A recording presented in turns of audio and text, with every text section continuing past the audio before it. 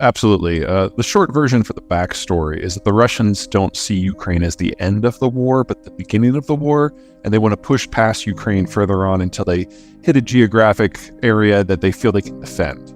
So this isn't going to be a one-off. This is not about carving a small piece out of Ukraine. This is just the start of a much longer conflict. And in that sort of environment, you've got to take into account how oil moves. So the Druzhba pipeline that goes into East Germany, unless and until there is destruction of the pipeline, either because the Russians accidentally hit it with an artillery shell or Ukrainian partisans blow it up, it's fine for now. It's not going to be there in 3 months, but for now, that continues to flow because the German refineries don't have other options. They're not on ports, so they can't even truck in oil from elsewhere. It's the pipeline or nothing. So that's going to be probably the one that goes last. Novorossiysk on the Black Sea is in a war zone. So it's very difficult for ships to get insurance to even sail there at all. So they're operated at maybe 20% capacity on a good day. And that's not just Russian crude, that's also Kazakh crude. The CPC project out at Tengiz on the Caspian, that all goes to Novorossiysk, and the Tengiz project is about to shut down now because they can't get anything out. All of this is backing up pressure, and the facility on the Black Sea is now not the only one. There's been about 20 others that have either slowed or even stopped runs because they have nowhere to put their refining product. All that leaves is Primorsk on the Baltic.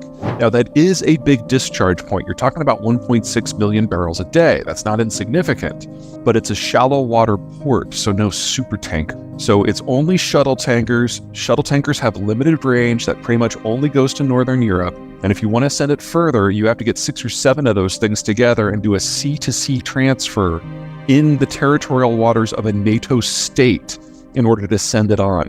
And that is not a viable long or even mid-term option. So we're seeing the pressure building up already, and probably within a month or two, they're going to be forced to shut in production for the long term. At a minimum, you're talking about needing to have a replacement government for the Putin regime. Well, the Russian government would need a completely new leadership cadre. It's not clear that one even exists. And then they would have to hold the line and generate stability lasting at least 10 years before you could even start the real work. So we're getting to a point where everyone but the Germans are cutting Russian energy out of their equation.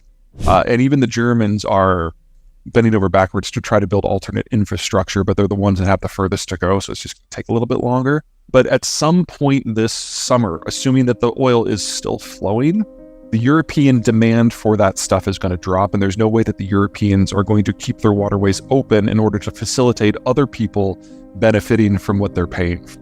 So one way or the other, we are looking at the end of open seas in many areas for oil transport. What would Turkey say about this if NATO were to suggest shutting that straight off? We're not there yet. So I'm just spitballing here, but my best guess is that the Turks would manage to carve out an exemption for themselves so that they could still get crude access and food access on the Black Sea because they are a littoral state. But it's really difficult to see anything beyond that. No, the 2015 bill is what allowed the United States to export crude in the first place. Until then, we had not exported crude except for by executive exemption going back to 1973. So in 2015, we shifted the law so that crude could be directly exported without a presidential exemption any longer. That is the part that can be reconstituted by executive order from the president. But it does not include any other energy or energy products. So not LNG, not natural gas, not refined product, not electricity. So we would be entering in a world where the United States' supply of light sweet that until now has gone worldwide, that is removed. But American refiners could still export their surplus refined product, and American importers could still access international crude if they wanted to. But this is going to generate such a huge price disconnect in a post-Russian oil environment that we're talking about an environment with a functional ceiling in the United States and probably Canada of about 70 to 80, and then a functional floor everywhere else that is at the absolute minimum like 170.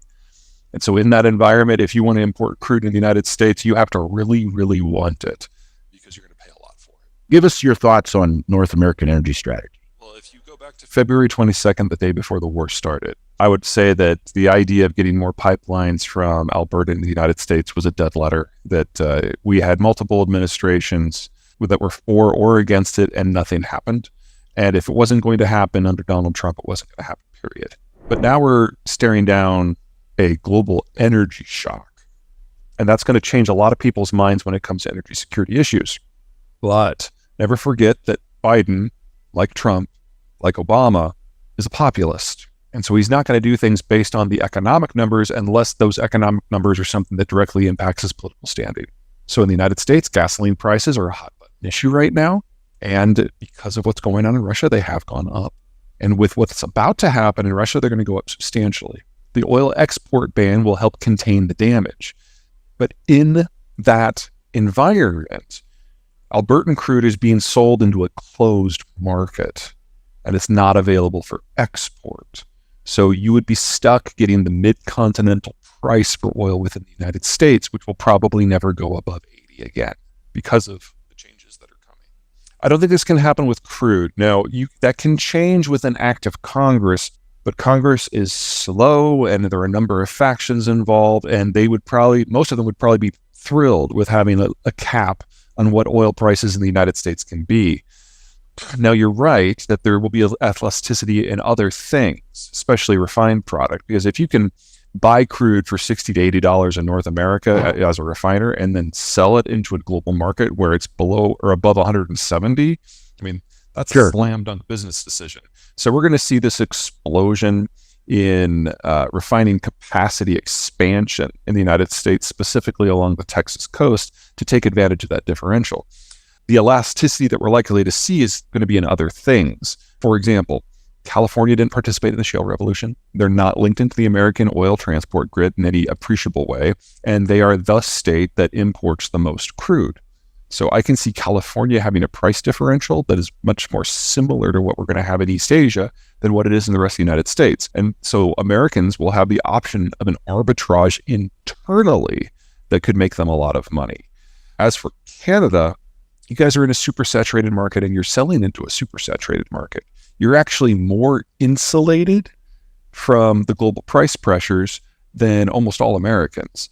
Now, if you're an oil consumer in Canada, that's great. If you're an oil producer, it's the other thing. One of the things that we're seeing with crude right now is we know we're going to lose 4 to 5 million barrels a day of Russian crude. That is going to force the Europeans to go interface with a lot of their former colonies in Africa to make sure that crude goes north instead of east, which means that you're going to have this massive shortage in the Chinese market. They're not going to be able to function if they lose half their energy. So in the time that it takes a new pipeline to get stuff off to the Pacific, there's probably not going to be a Chinese economy to sell to anymore. How bad are things in China, in your opinion? They're pretty horrific, and they're getting worse very quickly. And it's coming from a number of directions. So on the COVID front, they don't have a vaccine that works. Full lockdowns are the only tool that they have. So they've already locked down Shanghai and Ningbo. They're in the process of evaluating whether they need to shut down Guangzhou, but it looks like almost certainly at this point. So that takes the two largest industrial and manufacturing centers in China, responsible for roughly half of the total. That just takes them offline for an indeterminate period of time. The Shanghai lockdown has now been in place for 2 weeks already, and there are no signs from the government that there's going to be any meaningful loosening of that. So the ports are down, the manufacturing is down, the people are locked up.